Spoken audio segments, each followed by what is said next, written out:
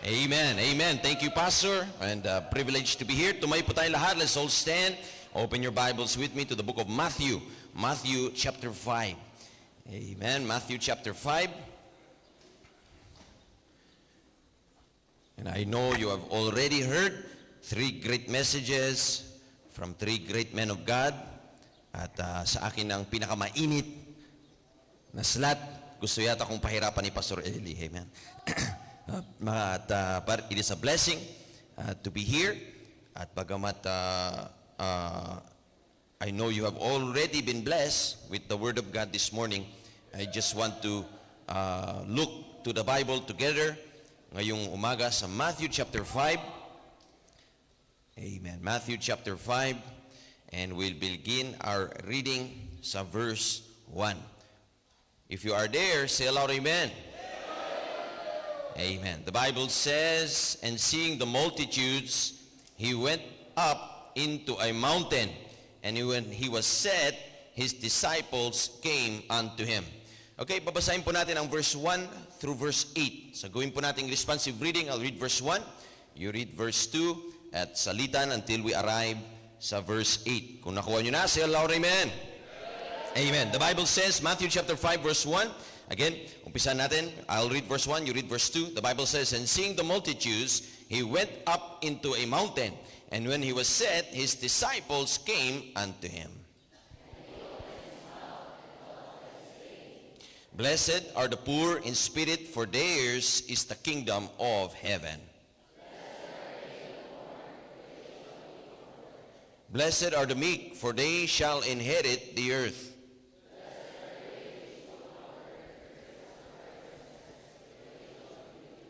Blessed are the merciful, for they shall obtain mercy.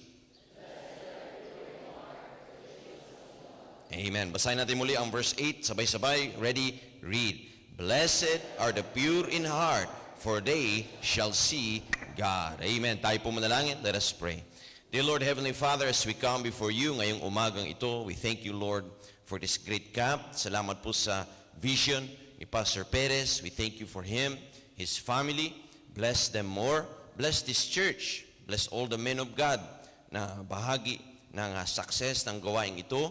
We thank you for the prayer of your people. Ngayon, umagang ito, we pray for the next few moments ay kausapin niyo po kami sa pamagitan ng inyong banal na Espiritu at sa pamagitan ng mga pahina ng Bible. We pray that you speak to each one, give attention sa salita ng Diyos, remove all distractions, and we pray that you just make us a simple blessing ngayong umagang ito. We ask all of these things in the mighty name of Jesus we pray.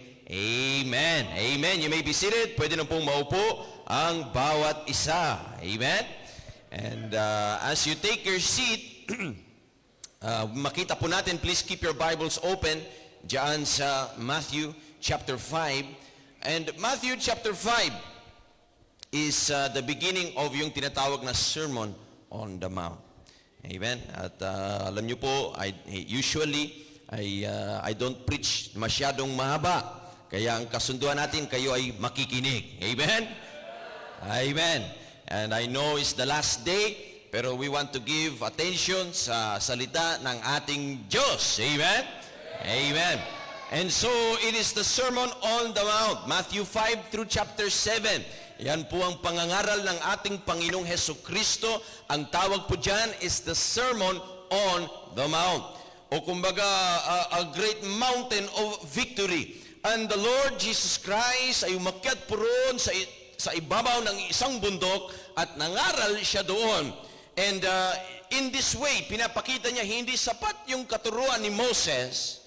Just as Moses went on to the mountain, Mount Sinai, and gave the 10 commandments. Now Jesus would go on to a mountain and would say, you have heard it said, Moses said unto you, but I say unto you. We are reminded ngayong umagang ito that the most important is yung words ng ating Panginoong Hesukristo. Amen?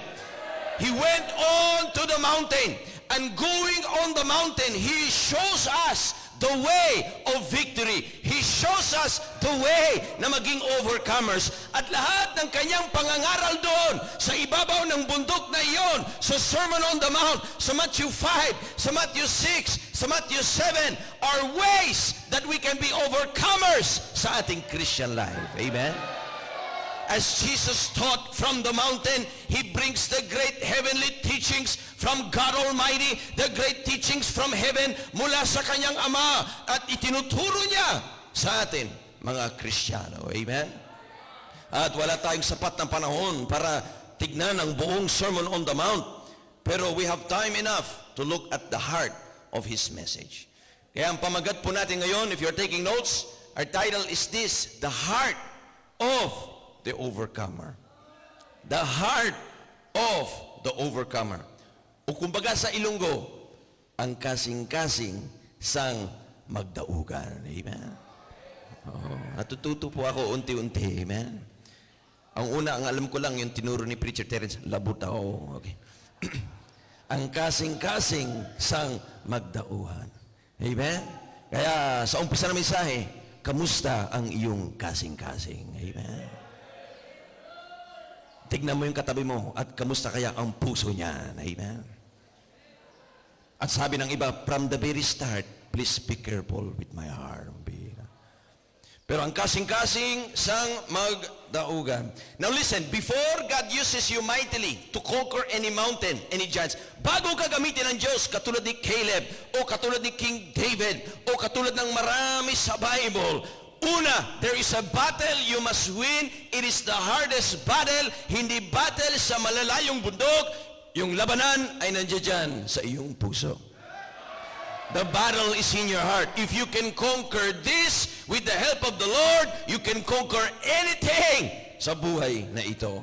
You see, the heart of the matter is the matter of the heart. Reformation, hindi sapat. Regulation, hindi sapat. Rules ay hindi sapat. Lahat yan ay pwede mong gawin, pero sa loob, rebelde ka pa rin. Sa loob, may tinatago ka pa rin sama ng loob. May tinatago ka pa rin inggit sa kapwa mo. May tinatago ka pa rin kasalanan sa iyong puso. But if God gets a hold of your heart, if you are revived in your heart, you can conquer any mountain. You can conquer any sin, sapagkat hawak ng Diyos ang iyong puso. Alam mo, isang pinakaayon ng Diyos na nireveal niya sa atin sa Sermon on the Mount. One of the things Christ exposed the most in the Sermon on the Mount, Matthew 5 through 7, ay ayaw niya ang taong plastic. Amen. Ano? Iba-ibang kultura ng mundo. I have been to several countries. Isang kultura na magaling magtago, magaling magpanggap ay ang kulturang Pilipino. Amen. Ngingitian ka, kakamayan ka, at sasaksakin ka patalikod. Amen? Kaibigan mo sa harapan, and then the next thing, tinitira ka ng patalikod. Amen? Kung wari nag-i-enjoy sa services, pero nagrereklamo patungkol sa cup. Listen! If you are going to have revival, sino ka man dito, it's time for God to do business in your heart. Hindi ka magagamit ng Diyos for great and mighty things kung ang puso mo ay hindi pure para sa ating Diyos. Kaya sabi ng Panginoon sa Sermon on the Mount, blessed are the pure in heart, for they shall see God. How will you see the victory? How will you see ang mga kagagawan ng Diyos sa iyong buhay? It is through the heart. Tandaan natin, God is always searching those who will have a heart na pwede niyang gamitin.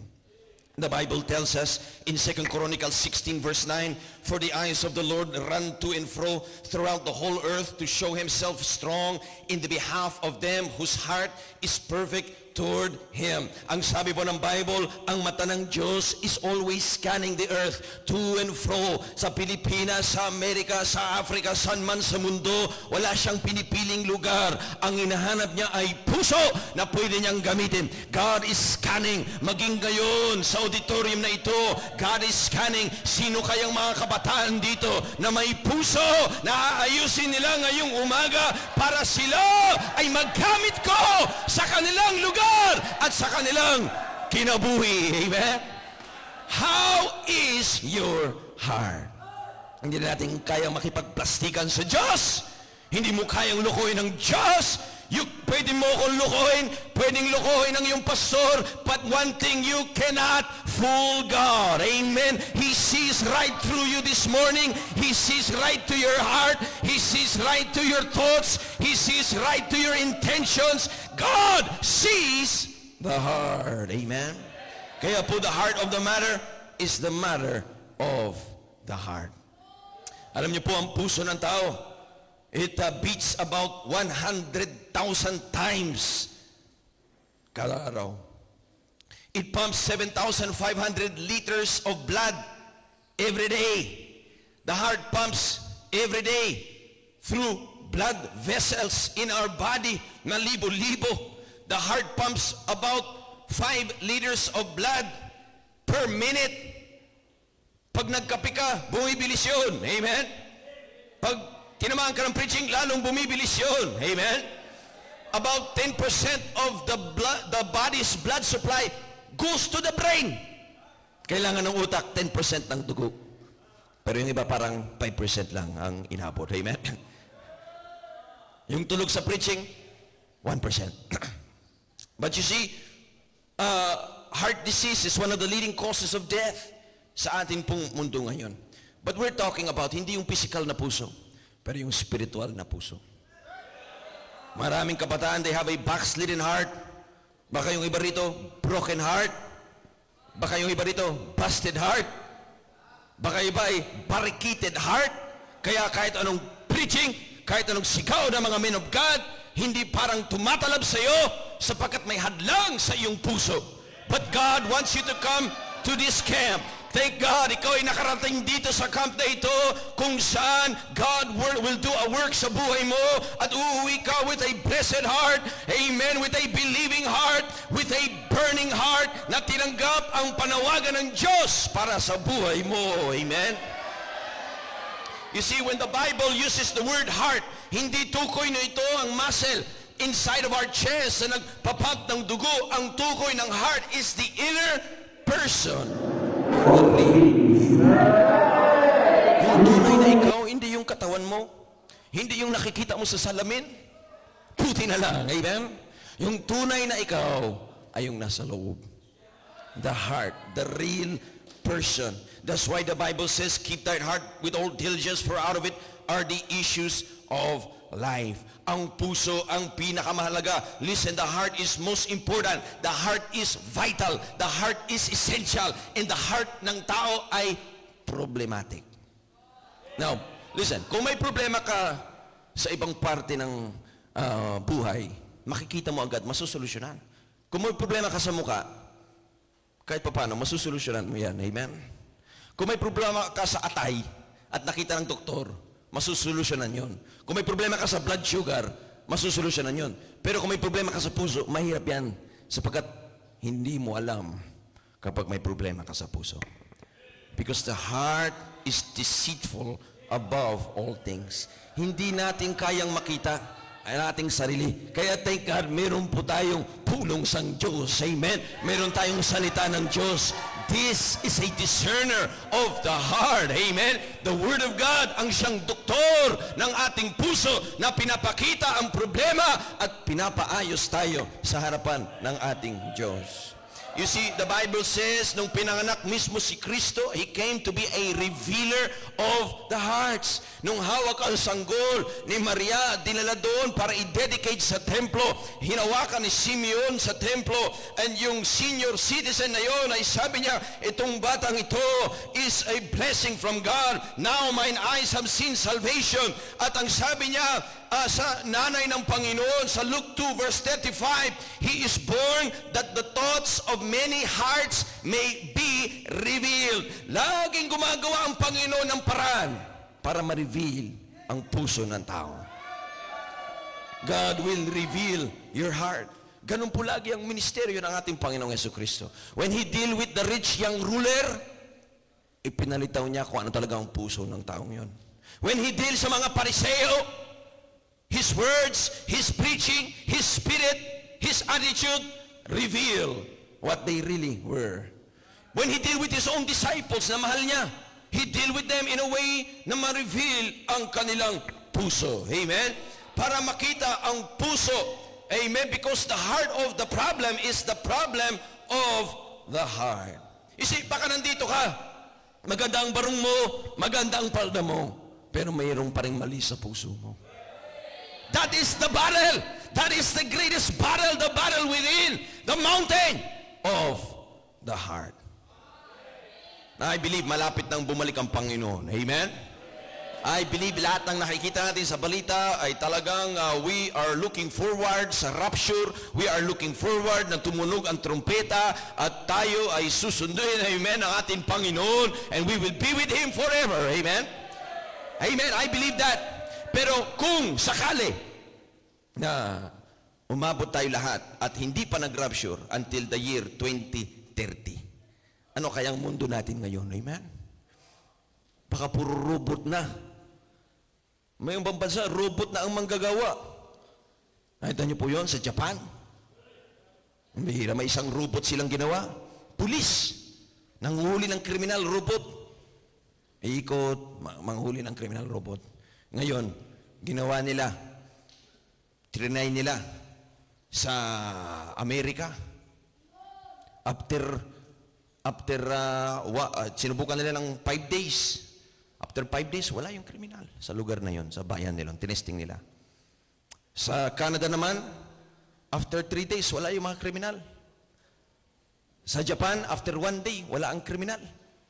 Sinubukan nila sa Quiapo, Pilipinas, after 5 minutes, ninakaw yung robot. Amen? Amen? Bakit? The problem is the problem of the heart.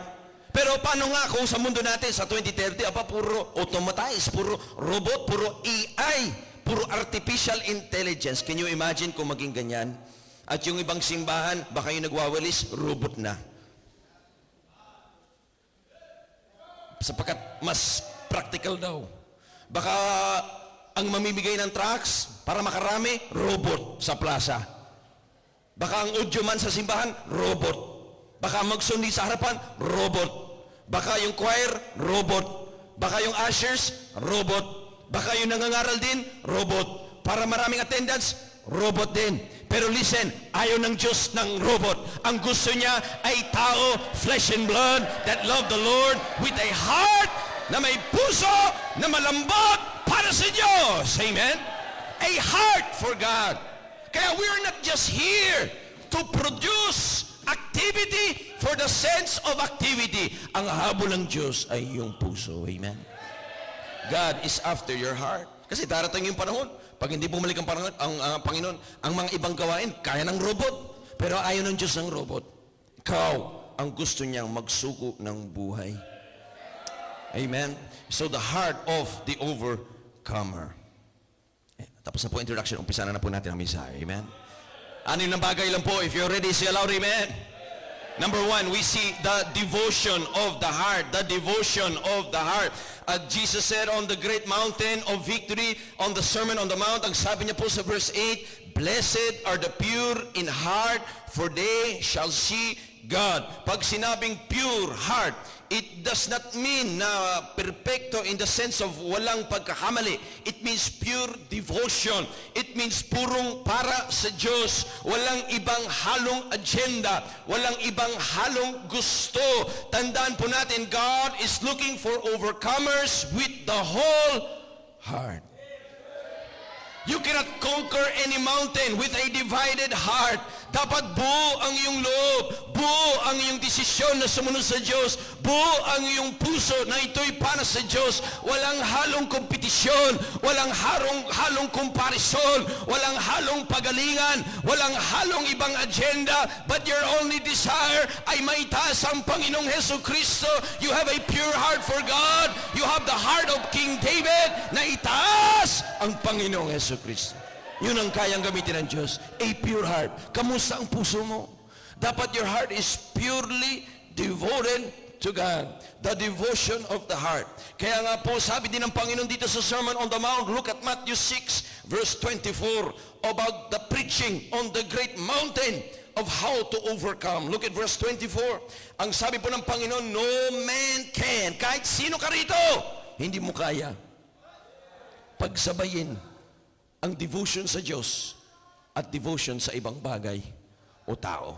No man can serve two masters. For either he will hate the one and love the other, or else he will hold to the one and despise the other. You cannot serve God and mammon o pera. Hindi mo pwedeng paglingkuran ng Diyos at ang sanlibutan. Amen?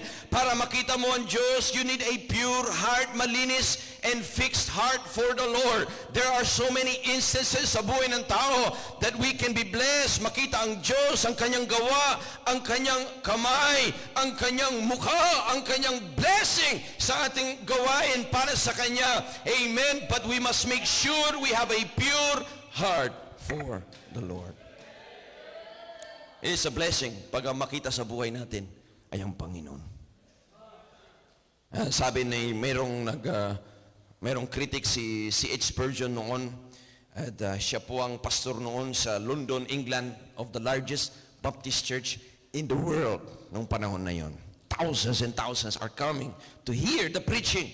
And ni Spurgeon, merong umaten na critics at sabi niya, gusto pakinggan ko nga to. Umaten siya ng service, wala yung song leader, ang nagpaawit si Spurgeon mismo. Sabi niya, wala naman magaling sa kanyang song leading. Wala naman nakakabilib sa kanyang song leading. Nothing special. Critics po siya. And then, nag-preach na si Spurgeon. Sabi niya, there's nothing so special sa kanyang preaching.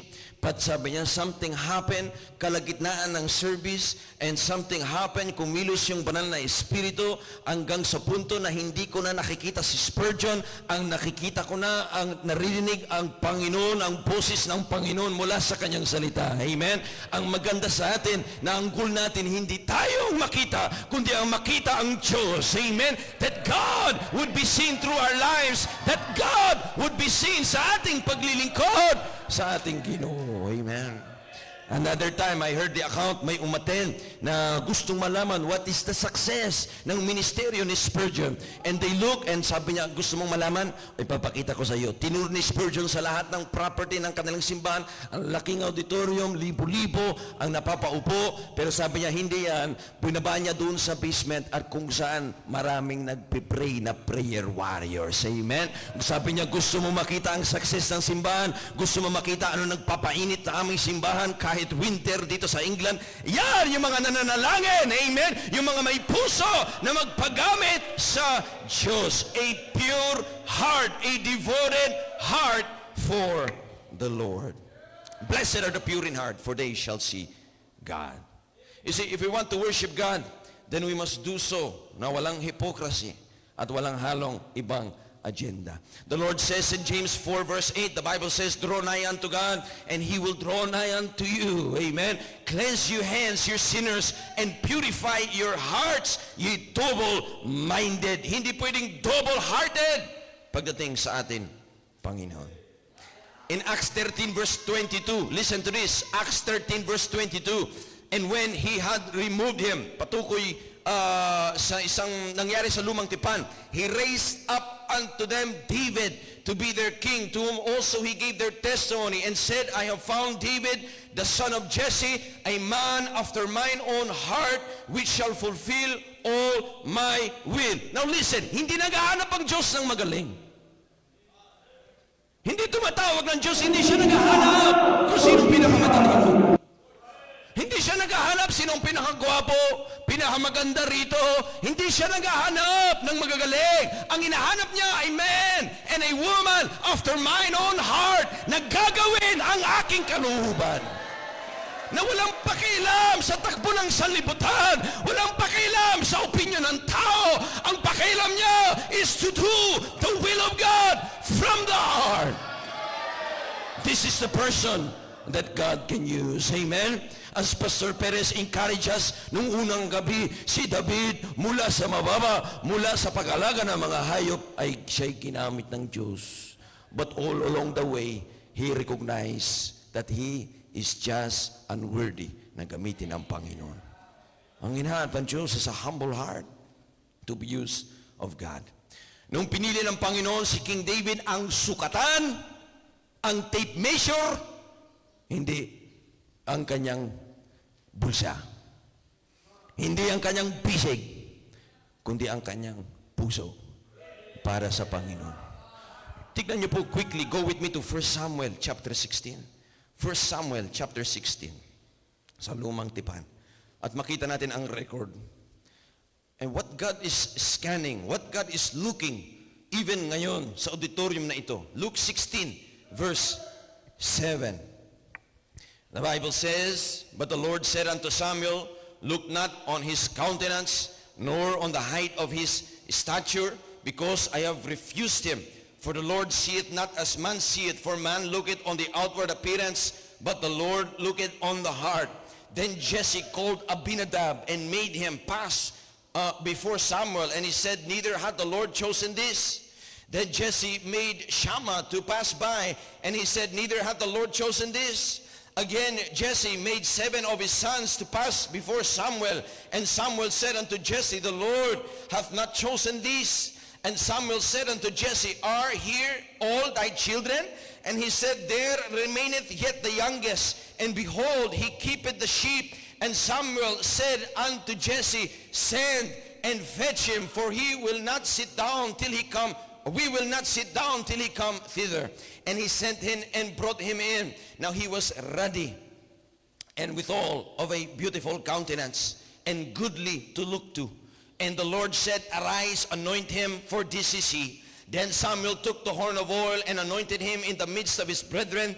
And the Spirit of the Lord came upon David from that day forward. So Samuel rose up and went to Ramah. Verse 14, "But the Spirit of the Lord departed from Saul, and an evil spirit from the Lord troubled him. And Saul's servants said unto him, Behold, now an evil spirit from God troubleth him." Listen, pag hindi tama ang puso mo sa Diyos, halata ng iba na meron kang maling espiritu, maling ugali. Pero pag tama ang puso mo sa Diyos, ito rin po ay halata sa iba. You see, God chose David because he had a heart na willing magpagamit sa Diyos. O kumbaga po, he had a consecrated heart. The Lord seeth not as man seeth, for man looketh on the outward appearance, but the Lord looketh on the heart. Dapat comfort yan sa atin lahat. Amen? Ang Diyos hindi nakatingin sa iyong anyo, kundi nakatingin siya sa iyong puso. Amen? Man looks on the outward appearance, but God looketh on the heart. Alam po natin, nakasala later on si King David na malalang kasalanan na adultery and murder. At ginawa niya yon at marami siyang naging palo mula sa Diyos gawa ng kasalanan yon. Pero ang makita natin sa puso ni King David, he is a good repenter. Hindi niya po inulit yun. Amen? Kumbaga minsan siyang nahulog sa tulay, hindi siya tumalon ang tumalon, paulit-ulit sa tulay. Hindi po siya namuhay ng isang buhay na tago, na ay double life, na hulog siya, nagkasala siya, nagsisi siya, nag-revive siya, kaya ginamit muli siya ng Diyos. Amen? Ibig sabihin po, si David is a man after God's own heart, hindi dahil perfecto siya, pero dahil he is humble enough na pag nakumpronta ang kanyang kasalanan, hindi niya minatigas ang kanyang puso, pero umiyak siya sa harapan ng kanyang Diyos. And sabi niya, "Lord, I have sinned against you. I have sinned against my people. I have sinned against my God. And Lord, patawarin mo ako at gamitin muli." Amen? God is not looking for perfect people. Baka ikaw ay may kasalanan sa iyong nakaraan na iniisip mo, hindi ka pwedeng gamitin ng Diyos, hindi ka pwedeng magsuko ng buhay. But I'm here to tell you today that God can use anybody, anywhere, anytime na may puso na mag-surrender sa Diyos. David said, "Lord, Lord, cause these bones that thou hast broken to rejoice again. Restore unto me the joy." So number one, we see a devoted heart. Pero pangalawa po, I want you to see the depravity of the heart. The depravity of the heart. Gaano ba makasalanan at problema ang puso? Look at Jeremiah 17. Quickly, puntahan niyo po Jeremiah chapter 17 verse 9. Jeremiah 17 verse 9. Yes, ang puso ang mahalaga, pero puso rin ang problema. Genesis 17 verse 9. By the way, nagiging problema lang ang isang bagay kapag mahalaga ang isang bagay. Amen? The only reason problema sa atin ngayon ang gas and diesel ay dahil mahalaga yun. Yung puso ng tao, sobrang halaga sa Diyos. Kaya problema po pagka hindi tama. Look at verse 9. Jeremiah 17 verse 9. The Bible says, the heart is deceitful above all things and desperately wicked. Who can know it? The heart is deceitful above all things and desperately wicked. Who can know it? The phrase desperately wicked means makasalanan na walang lunas sa itong sarili. Walang sariling lunas ang puso ng tao. All the religiosity ay pwede mong gawin. All the activity ng sanlibutan o ng religious world ay pwede mong gawin, pero hindi pa rin ito masusolusyonan ang puso ng tao. You see, the spiritual problem ng puso, hindi kaya ng medication, hindi kaya ng reliyon. It must be a heart transplant. Amen? A new heart mula sa Diyos. You see, it is more important than just the external. Mahalaga ang panlabas ay tama. Amen? Mahalaga yun. Mahalaga rin na yung nasa loob ay tama. In fact, mas mahalaga yun. Sapagkat sabi ng Panginoon sa mga Pariseo, ang galing nyo, ang ganda ng suot nyo, sa labas para kayong nasa semeteryo, kayo ay bagong pintura na puti, pero nasa loob ay putong patay. Sana walang ganun purito. Sabi niya, nangangamoy na kayo sa loob because God sees our heart. Now listen, dapat we have the right standard. Amen? Pero kung standard ng damit ang pag-uusapan, hindi natin natatalo ang ibang grupo. Hindi natin matatalo ang Muslim. Yung kumanta kanina, blessing, amen? Yung mga young ladies, nakapula lahat, parang mga sakristan para sa Diyos, amen? Pero listen, sa damit, hindi natin matatalo yung Muslim. Ang Muslim, lahat takip, pati mukha. Makikita mo lang ang kanila. May ilab ka sa pilik mata. Tapos papakasalan mo, tapos lalaki pala yun, babihira. Standard ng damit. Sa mga bawal, maraming bawal sa baptist, amen? At maganda yan, pero hindi mo matatalo ang Mormon. Pambira, Mormon, bawal kape. Walang mabubuhay na baptist na walang kape, amen? Mahalaga yan, amen? Sapagkat meron tayong Book of Hebrews. Amen. Mormon, marami silang bawal. Sa musika, dapat tama ang standard sa musika, pero hindi natin matatalo yung Church of Christ. Church of Christ, bawal lahat ng instrumento. Pati piano, bawal. Pati gitara, bawal. Lahat na. Puro a cappella. Sintonado naman. Sa disiplina. Dapat disiplinado tayo sa ating katawan. At lahat ng bagay. Pero hindi mo matatalo ang Buddhist. Pambira, mungkin ang Buddhist, kayang umupo sa isang upuan na 10 taon. Walang kilos, walang kain. Magme-meditation lang yon. Kayo nga, kahit isang oras ng preaching, hindi kayo makaupo-upo dyan. Amen? But thank God, listen, ang labanan ay hindi damit, ang labanan ay hindi panlabas na bagay, sapagkat we have the best Savior. Wala silang tagapagligtas. Meron tayong tagapagligtas. We have the best and only Savior, the Lord Jesus Christ. Kasi ang habol ng Diyos ay yung nasa loob. At pag tama yung nasa loob, magiging tama yung nasa labas. Pero pag binaligtad mo, tama muna yung nasa labas, bulok pa rin yung nasa loob. Malaking problema yan. Paano ka magkakaroon ng revival? Amen? Ay yung pinaka-source, yung puso mo, hindi tama sa Diyos. Kaya po, the mountain of the heart is the greatest battle. You see, the Lord wants to reach our hearts. Alam niyo po, hindi tayo katulad ng ibang grupo at sekta. Tayo ay mga Kristiyano, mga Baptist na may buhay na relationship sa ating Panginoon. Amen? And the heart of the human problem is the problem of the heart. Quickly, about depravity, go to Mark chapter 7. Mark chapter 7, sa Bagong Tipan. Mark 7 verse 20. And look what Jesus said about the heart. Mark chapter 7, verse 20. The Bible says, and he said, that which cometh out of the man, that defileth not a man. Atras tayo, look at verse 19. Because it entereth not into his heart, but into the belly. So, yung mga kinakain natin, hindi nakakasama sapagkat hindi naman sa puso pupunta kundi sa tiyan. That goeth into the throat, purgeth out all meats. Kumbaga, ilalabas mo rin yan. Amen? Verse 20, and he said, that which cometh out of the man, that defileth the man.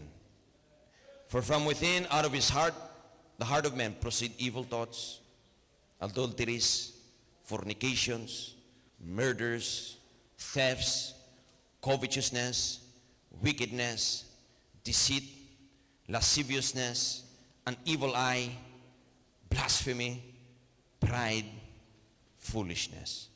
All these evil things come from within and defile the man. Sabi ng Panginoon, hindi nakakasama yung ating kinakain. Amen? Hindi kasalanan kumain ng baboy. Amen? Hindi kasalanan kumain ng chicharon. Amen? Pag nilid ka ng Panginoon, pinag-pray mo naman, hindi kasalanan. Amen? Kumain ng kwek-kwek, penoy, balon. Amen? Blessing yan! Basta ipag-pray mo yan. Amen? Pero ang nakakasama ay yung lumalabas sa puso ng tao. Ang lumalabas sa bibig ng tao. Matitinding kasalanan galing lahat sa puso ng tao. Amen? At nandyan din yung evil eye. Ang bihira. Mrs. Kuweta may evil eye. Kasi tuwing nasa mall kami, sabi niya, ibili mo ko niyan, ibili mo ko nito, ibili. Amen? Pero alam mo yung tundoong evil eye, yun yung mata na may inggit. Delikado yan. Amen? Kakainin ka niyan sa loob. An evil eye of jealousy. Yan nangyari kay King Saul at yan nangyari sa maraming tao. Listen, dapat po our heart is right with God. The heart is deceitful above all things. Mayroong kasalanan na nagmumula sa puso ng tao. So we talked about the devotion of the heart na ating kailangan. We talked about the depravity of the heart na siyang problema. Pangatlo, I want you to see the deception of the heart. Go quickly to Jeremiah 17. Well, nabasa natin kanina, Jeremiah 17 verse 9. The Bible says the heart is deceitful above all things. Deceitful above all things. Hindi mo alam ang iyong sariling puso. Well, marami pa akong gustong ipangaral, pero meron pa tayong isang pagkakataon. Amen? Pero the discerning of the heart ay kailangan din po natin. Hindi natin kailangan at hindi natin kayang basahin ang ating sariling puso. Kaya thank God meron tayong Word of God. Pero also, makita dapat natin yung deliverer of our heart. Ano ang solusyon sa puso ng tao? Wala lang iba kundi ang ating Panginoong Jesucristo. Amen? The Bible says there in verse 7, Jeremiah 24, Jeremiah, puntahan niyo po, Jeremiah 24, verse 7. The Bible says, and I will give unto them an heart to know me, and that I am their God, and they shall be my people, and I will be their God, and they shall return unto me with their whole heart. Amen. God wants overcomers with their whole heart. Yes, we saw kailangan natin ang devotion ng puso. Yes, there is a depravity of the heart, ay makasalanan na tao. Yes, makita natin yung deception of the heart. Yes, we need the discerning of the heart. But thank God for the deliverer of our heart. Amen. The Bible says, ang sabi ni Haring David, the Lord is nigh unto them that are of a broken heart, and saveth such that be of a contrite spirit. Many are the afflictions of the righteous, but the Lord delivereth him out of them all. Amen. God will deliver you. Amen. Ilapit mo lang ang iyong puso, ilapit mo ang iyong kasing-kasing sa Diyos, at sabihin mo, Lord, hindi ko kayang ayusin ito, hindi ko kayang basahin ito. I will bring you my heart. Amen. God will deliver your heart from fear. He delivers our heart from shame. He delivers our heart from sorrow. Nandyan pa ba kayo? Amen. He delivers our heart from sin, from insecurity, from comparison, from envy, from pride, mula sa lahat ng kasalanan na bumibihag ng tao, na nag-ahadlang sa puso ng tao. Sabi ni Haring David, the Lord delivered me out of them all. Amen. Thank God, He is the deliverer of our heart. Pag nilapit mo sa Diyos yan, amen, He will do a work sa iyong kasing-kasing. Amen. The Lord is the deliverer of the heart. And by the way, lagi niya po itong gagawin sa pamamagitan ng kanyang salita.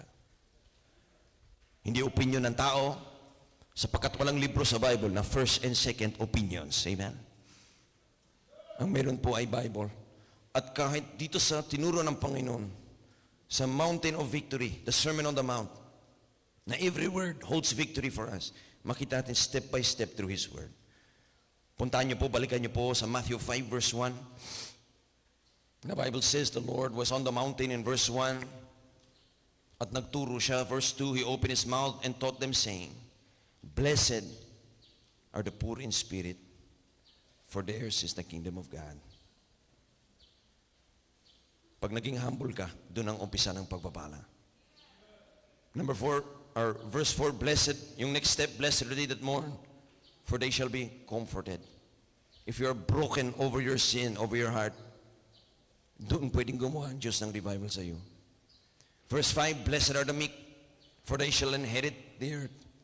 Pag ikaw ay naging humble, may matinding biyaya para sa iyo ang Diyos. Blessed are they which do hunger and thirst after righteousness, for they shall be filled. Blessed are the merciful, for they shall obtain mercy.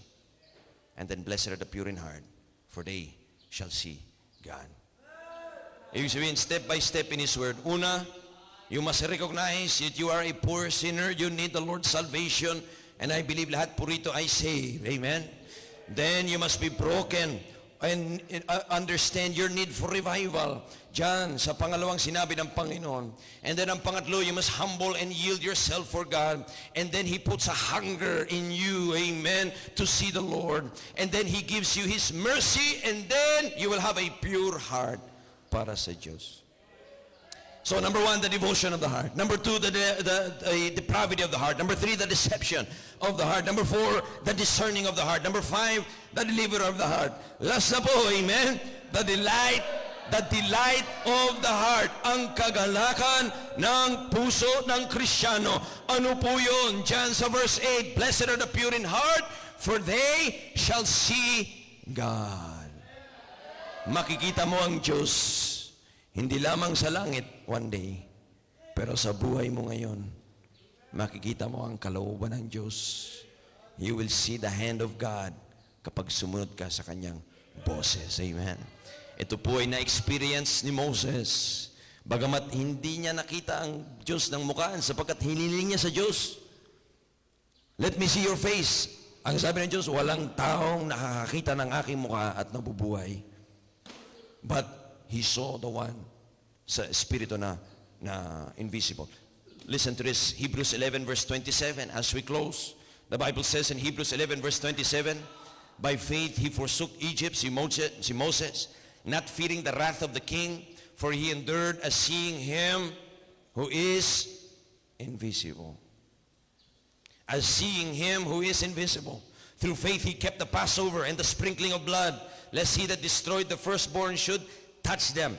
By faith, they passed through the Red Sea as by dry land. Amen? You see, ang nakita ni Moses sa kanyang buhay ay ang Diyos. He saw God. He saw Him who is invisible. Pag sumunod ka sa kalooban ng Diyos, pag sumunod ka sa puso ng Diyos, pag sumunod ka sa boses ng Diyos, ay makikita mo ang gabay ng Diyos. Makikita mo ang direksyon ng Diyos.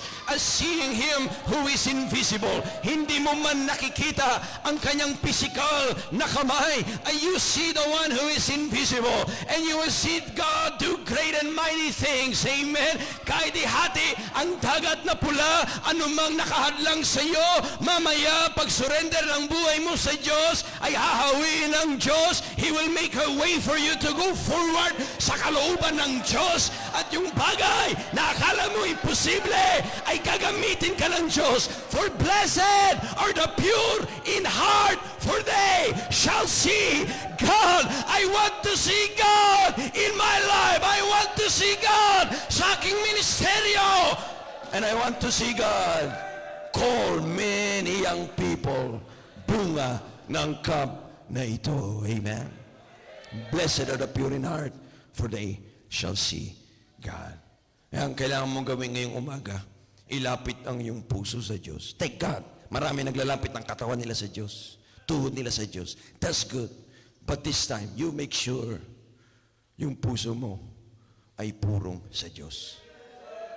Para mamaya, clear na kausapin ka ng Panginoon at makatugon ka at sabihin mo, gusto kong makita ang Diyos na tunay sa aking buhay. Amen. Tumayo po tayo lahat at manalangin as Pastor Perez comes to lead us sa invitation. Let's all stand, heads bowed and eyes closed. Lord, ang gusto po namin makita ay Ikaw po, Panginoon. Kayo po, Panginoon. The reason may ugali ang Kristiyano na pag nag-pray ay nagsasara ng mata ay sapagkat we recognize na ang Diyos na aming sinasamba po, Panginoon, ay Diyos na buhay, invisible to the human eye. Pero we want to follow Him as seeing Him who is invisible. Help us to give our all to You po, Panginoon. Our whole heart, buong boses, lahat ipuhos para sa Inyo. Sapagkat You're worthy of all. Ang gusto po namin makita ay hindi yung kaya ng pastor, hindi yung kaya ng preacher, hindi yung kaya ng song leader, pero yung kaya ng Diyos sa buhay ng bawat kabataan. We pray ito po ang makita ng bawat isa. We ask in Jesus' name we pray. Amen.